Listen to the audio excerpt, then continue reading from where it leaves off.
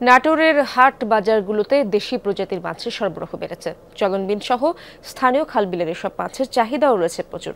তবে দাম বেশি হওয়ায় হতাশ ক্রেতা ভোক্তারা। এবার উৎপাদন বেশি হওয়ায় শিগগিরই দাম নাগালের মধ্যে চলে আসবে বলে আশা মৎস্য বিভাগের। সিলন ফ্যামিলি ব্লেন্ডের কড়ালিকার আর সতেজ স্বাদের পারফেক্ট ব্লেন্ডে স্বপ্নেরা মিলুক টানা।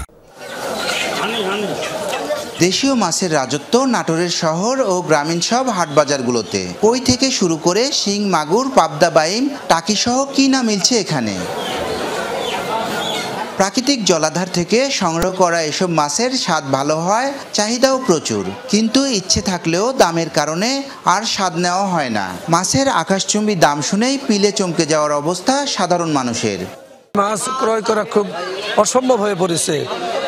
যে মাছ কিনতাম 200 টাকা কেজি, সেই মাছ হইল 600 টাকা কেজি। বল মাছ ছিল 400 টাকা কেজি, এখন হয়েছে 600 টাকা কেজি।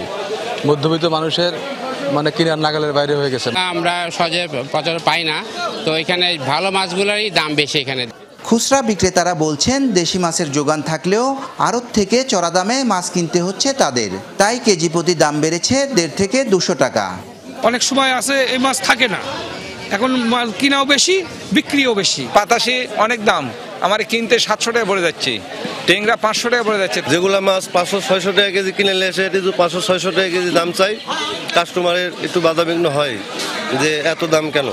নিয়মিত অভিযান আর অভয়াশ্রম সঠিকভাবে সংরক্ষণ করায় দেশি মাছের প্রজনন ও উৎপাদন বেড়েছে বলে জানায় মৎস্য বিভাগ। দাবি কদিন বাদেই সাধারণের ক্রয় ক্ষমতার মধ্যে চলে আসবে মাছের দর।